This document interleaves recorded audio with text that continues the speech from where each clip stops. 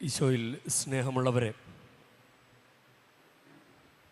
നമ്മൾ ഈ തപസ്സുകാലത്തിലൂടെ കടന്നു പോകുമ്പോൾ കർത്താവിൻ്റെ പീഡാസഹന മരണ ഉത്ഥാന തിരുനാളുകൾക്ക് വേണ്ടി നമ്മൾ ഒരുങ്ങുമ്പോൾ ദൈവം ഇത്ര ഭംഗിയായിട്ട് നമ്മുടെ കൂടെ നിൽക്കുമ്പോൾ, ഈശോയെ നമുക്ക് വേണ്ടി വിട്ടുതന്നത് ദൈവം നമ്മുടെ കൂടെ നിൽക്കുന്നത് കൊണ്ടാണ്, നമ്മളെ രക്ഷിക്കാൻ വേണ്ടിയിട്ടാണ്. അതുകൊണ്ടാണ് ഇത്രയും നന്നായിട്ട് ഭംഗിയായിട്ട് ദൈവം നമ്മുടെ കൂടെ നിൽക്കുമ്പോൾ, പരിശുദ്ധ കുർബാനയായി നമ്മളോടൊപ്പം ദൈവമായിരിക്കുമ്പോൾ നമ്മൾ ദൈവത്തിൻ്റെ കൂടെ നിൽക്കണം. ദൈവത്തെ കൂട്ടുപിടിക്കൂ, ദൈവം നമ്മളെ സംരക്ഷിക്കും. ദൈവത്തെ കൂട്ടുപിടിക്കൂ. പക്ഷെ ദൈവത്തെ കൂട്ടുപിടിക്കുക എന്ന് പറയുമ്പോൾ കുറച്ച് ഈസിയാണ്, കൂടെ അങ്ങ് നടന്നാൽ മതിയല്ലോ. പക്ഷെ അങ്ങനെയല്ല, ദൈവത്തെ ഡിഫെൻഡ് ചെയ്യണം, ദൈവത്തെ സംരക്ഷിക്കണം,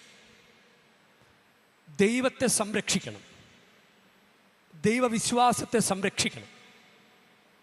അങ്ങനെ കൂടെ നിൽക്കും. അങ്ങനെ കൂടെ നിന്നാൽ ദൈവം നിങ്ങളെ സംരക്ഷിക്കും. ഇന്നത്തെ സുവിശേഷത്തിൽ, യോഹന്നാൻ്റെ സുവിശേഷം 8:12 യേശു നമ്മളോട് പറയുന്നത് അതാണ്. ഞാൻ ലോകത്തിൻ്റെ പ്രകാശമാണ്, എന്നെ അനുഗമിക്കുന്നവന് ഒരിക്കലും അന്ധകാരത്തിൽ നടക്കുകയില്ല, അവന് ജീവൻ്റെ പ്രകാശമുണ്ടായിരിക്കും. എന്നെ അനുഗമിക്കുന്നവന് ഒരിക്കലും, അതൊരു നിങ്ങൾ നടന്നു നോക്ക്, ചിലപ്പോൾ ശരിയാവും, അങ്ങനെയല്ല. നിങ്ങൾ എൻ്റെ പ്രകാശത്തിൽ നടക്കുവിൻ, നിങ്ങൾ ഒരിക്കലും നിങ്ങൾക്ക് തിരിഞ്ഞു നോക്കേണ്ടി വരില്ല. അതാണ് ഈശോ പറഞ്ഞത്. ഈശോ അങ്ങനെ ദൈവം അയച്ച പുത്രൻ ഈശോ അങ്ങനെ വെറും വാക്ക് പറയുമോ? അപ്പോൾ ദൈവത്തെ കൂട്ടുപിടിക്കണം, ദൈവത്തെ കൂട്ടുപിടിക്കൂ.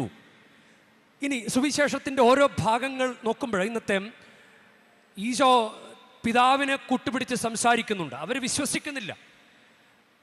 എൻ്റെ സാക്ഷ്യം നിങ്ങൾ വിശ്വസിക്കേണ്ട, പക്ഷെ എന്നെ അയച്ചത് പിതാവാണ് എന്ന് പറഞ്ഞ് ദൈവത്തെ കൂട്ടുപിടിച്ച് ഈശോ സംസാരിക്കുന്നത് കണ്ടോ? അങ്ങനെ നോക്കുമ്പോൾ ഈശോ ഒറ്റയ്ക്കാണ്. ഈശോ ദൈവത്തെ വെച്ച് ഡിഫെൻഡ് ചെയ്യുന്നുണ്ട്. തൻ്റെ ജീവിതത്തെ, തൻ്റെ വർത്തമാനങ്ങളെ ദൈവത്തെ കൂട്ടുപിടിച്ച് അത് ചെയ്യുന്നത് കണ്ടോ? ഇനി നമ്മൾ നമ്മുടെ ജീവിതത്തിൻ്റെ ഓരോ അവസ്ഥകൾ നോക്കിക്കഴിഞ്ഞാൽ കൂട്ടുകാർ പോലും, വീട്ടുകാർ പോലും ചിലപ്പോൾ നമ്മുടെ കൂടെ ഉണ്ടാകില്ല. നമുക്ക് നമ്മളേ ഉള്ളൂ. പ്രിയ ദൈവ പൈതലേ, നമുക്ക് നമ്മളേ ഉള്ളൂ. നമുക്ക് നമ്മുടെ വിശ്വാസവും നമ്മുടെ ദൈവവുമേ ഉള്ളൂ.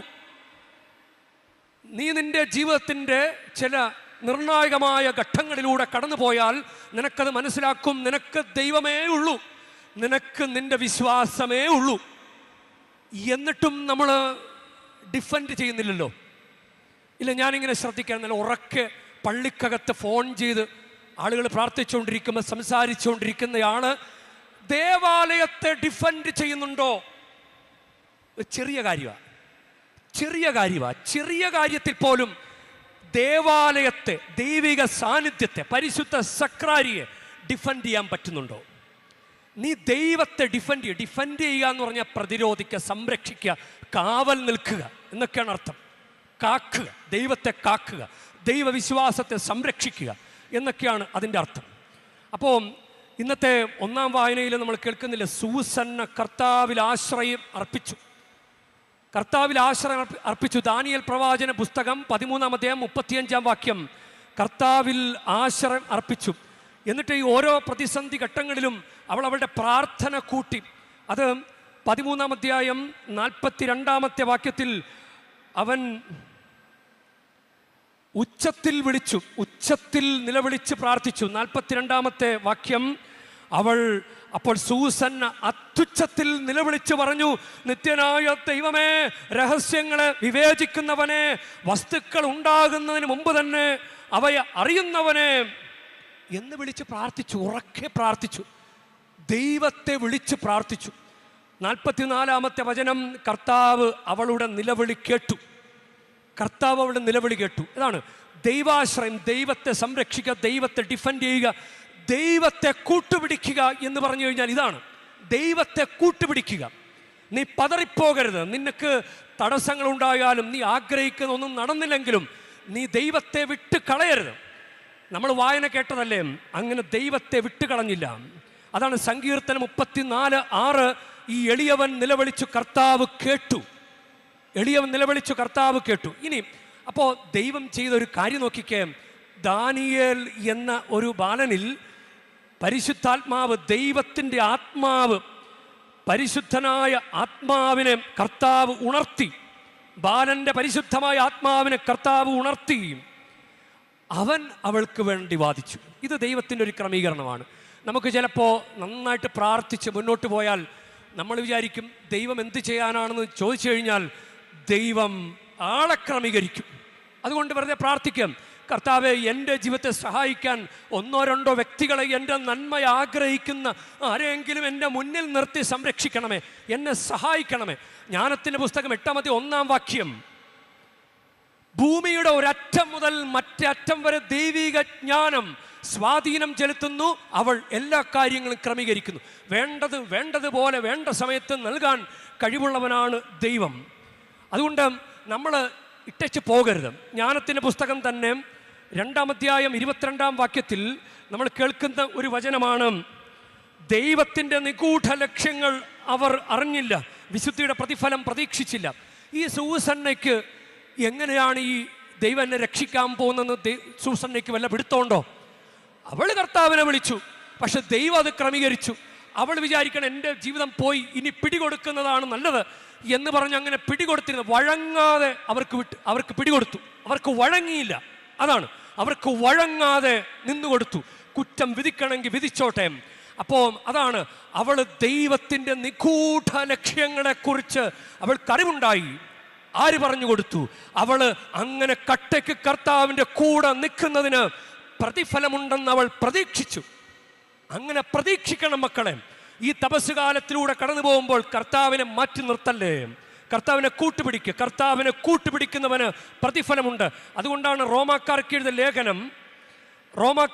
ലേഖനം അത് 11-ാമത്തെ അധ്യായം 33-ാമത്തെ വാക്യം.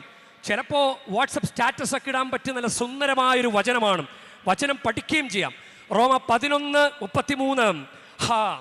ദൈവത്തിൻ്റെ സമ്പത്തിൻ്റെയും ജ്ഞാനത്തിൻ്റെയും അറിവിൻ്റെയും ആഴം, അവിടുത്തെ വിധികൾ എത്ര ദുർജ്ഞേയം, അവിടുത്തെ മാർഗങ്ങൾ എത്ര ദുർഗ്രഹം. അതുകൊണ്ട് ദൈവം നമ്മളെ സഹായിക്കും. അതുകൊണ്ടാണ് വായന അവസാനിക്കുമ്പോൾ ദാനിയേൽ പ്രവാചകന്റെ പുസ്തകം 13-ാം 60-ാം വാക്യം, തന്നിൽ പ്രത്യാശ അർപ്പിക്കുന്നവരെ രക്ഷിക്കുന്ന ദൈവമാണ്. പ്രത്യാശ അർപ്പിക്കുക, തന്നിൽ പ്രത്യാശ അർപ്പിക്കുന്നവരെ രക്ഷിക്കുന്ന ദൈവമാണ്. അതുകൊണ്ട് ദൈവത്തെ കൂട്ടുപിടിക്കണം. ഹെബ്രായ 7:25, തന്നിലൂടെ ദൈവത്തെ സമീപിക്കുന്നവരെ പൂർണ്ണമായും രക്ഷിക്കാൻ അവന് കഴിവുണ്ട്. ഈശോ പറയുകയാണ്, തന്നിലൂടെ ദൈവത്തെ സമീപിക്കുന്നവരെ പൂർണ്ണമായും രക്ഷിക്കാൻ ദൈവത്തിന് കഴിവുണ്ട്. ദൈവം പാതി വഴിയിട്ട് കളയില്ല. ഇനി നമ്മളങ്ങനെ ഓർത്തോയ്ക്കാം, മറിയം ദൈവത്തിൻ്റെ കൂടെ നിന്നു. ദൈവത്തിൻ്റെ ഒരു പദ്ധതിയല്ലേ, ദൈവത്തിൻ്റെ ഏറ്റവും വലിയ പ്രോജക്റ്റ് അല്ലേ ഈശോ ഭൂമിയിലേക്ക് വരണം എന്നുള്ളത്. അപ്പോൾ അതിനുവേണ്ടി മറിയം ഇതാ കർത്താവിൻ്റെ ദാസി എന്ന് പറഞ്ഞു. ദൈവത്തിൻ്റെ കൂടെ നിന്നു, ദൈവത്തെ ഡിഫെൻഡ് ചെയ്തു. നമ്മളിങ്ങനെ നോക്കിക്കേ, യൗസപിതാവ് ദൈവത്തെ ഡിഫെൻഡ് ചെയ്താണ്, ഈശോയെ ഡിഫെൻഡ് ചെയ്ത ആളാണ്. അതുകൊണ്ടെന്താ, അവർക്ക് സഭയിൽ മറിയത്തിന് ഹൈപ്പർ ധൂളിയ, അതിവണക്കമാണ് സഭയിൽ. യൗസപിതാവിന് പ്രോട്ടോ ധൂളിയ. വിശുദ്ധരെ വണങ്ങുന്നത് അവർ ദൈവത്തെ ഡിഫെൻഡ് ചെയ്തത് കൊണ്ടാണ്, അവർ ദൈവത്തെ കൂട്ടുപിടിച്ചത് കൊണ്ടാണ്. നമുക്ക് ഏറ്റവും സുപരിചിതനായ, ഏറ്റവും പ്രസിദ്ധനായ ഒരു വിശുദ്ധനല്ലേ വിശുദ്ധ അന്തോണീസ്. പരിശുദ്ധ കുർബാനയിൽ ഈശോ ഇല്ല എന്ന് പറയുന്നവരുടെ മുമ്പിൽ പരിശുദ്ധ കുർബാനയിൽ ഈശോ ഉണ്ട് എന്ന് പറഞ്ഞ് ദൈവത്തെ ഡിഫെൻഡ് ചെയ്തു. പ്രിയ ദൈവ പൈതലേ, നിനക്ക് ഈ കുംഭസാരവും കുർബാന സ്വീകരണം നടത്തി ഈസ്റ്ററിന് ഒരുങ്ങുമ്പോൾ നിനക്ക് ദൈവത്തെ ഡിഫെൻഡ് ചെയ്യാൻ ഏറ്റവും പറ്റിയ വഴിയാണത്. പരിശുദ്ധ കുർബാന സ്വീകരിക്കുമ്പോൾ ഈശോയെ നീ അപ്പത്തിൽ വസിക്കുന്ന ദൈവമാണെന്ന് നീ പറയുകയാണ്. ലാറ്റിൻ ക്രമത്തിലാണെങ്കിൽ ഇതാ ക്രിസ്തുവിൻ്റെ തിരുശരീരം എന്ന് പറയുമ്പോൾ ആമേൻ എന്ന് പറഞ്ഞാണ് പരിശുദ്ധ കുർബാന സ്വീകരിക്കുന്നത്. നീ കുംഭസാരിക്കുമ്പോഴും ദൈവത്തെ നീ പ്രകീർത്തിക്കുകയാണ്, ദൈവത്തെ നീ ഏറ്റുപറയുകയാണ്. കാരണം ഈശോ മരിച്ചിട്ടല്ലാതെ നമുക്ക് പാപമോചനമില്ല.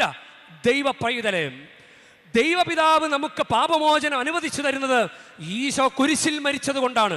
അപ്പോൾ നീ കുമ്പസാരിക്കുകയും കുർബാന സ്വീകരിക്കുകയും ചെയ്യുമ്പോൾ നീ ദൈവത്തെ സംരക്ഷിക്കുകയാണ്, നമ്മുടെ വിശ്വാസത്തെ സംരക്ഷിക്കുകയാണ്. നീ കർത്താവിൻ്റെ കൂടെ നിൽക്ക്, കർത്താവ് നിന്നെ കൂടെ നിർത്തും. അതുകൊണ്ട് ഈ തപസ് കാലത്ത് ഈസ്റ്ററിന് ഒരുങ്ങുന്ന ഏതാനും ദിവസങ്ങളല്ലേ ഉള്ളൂ. അതുകൊണ്ട് നന്നായിട്ട് ഒരുങ്ങുക, പറ്റുന്ന പോലെ കുമ്പസാരിക്കുക, കുർബാന സ്വീകരിക്കുക, ദൈവത്തെ സംരക്ഷിക്കുക, നിന്റെ വിശ്വാസത്തെ സംരക്ഷിക്കുക, നിന്റെ സഭയെ സംരക്ഷിക്കുക. സഭയോ വിശ്വാസമോ യേശുവോ ആരുടെ മുമ്പിൽ തോറ്റുപോകാൻ നീ വഴി ഇടവരരുത്.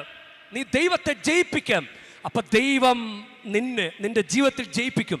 നിനക്ക് ഒരു ഈസ്റ്റർ ഗിഫ്റ്റ് ദൈവം വളരെ സുന്ദരമായിട്ട് എടുത്തു തരും. കല്ലറ പിളർന്ന് പുറത്തു വരുന്ന ഉത്തിതനായ ഈശോയ്ക്ക് നമ്മുടെ ജീവിതത്തെ രക്ഷിക്കാൻ കഴിയും. കർത്താവാണ് എൻ്റെ ഇടയൻ,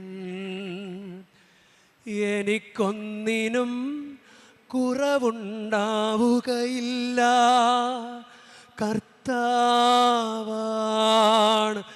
എൻ്റെ ഇടയൻ,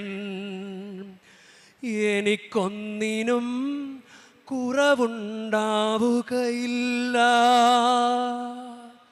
ഈ ഒരു അനുഭവം നിങ്ങളുടെ ഈ തീർത്ഥാടനത്തിലുടനീളം, ഈ തപസ്സുകാലത്തിലുടനീളം, ഈ പരിശുദ്ധ കുർബാനയുടെ അർപ്പണത്തിലുടനീളം നിങ്ങൾക്കുണ്ടാകട്ടെ. ദൈവം നിങ്ങളെ അനുഗ്രഹിക്കട്ടെ.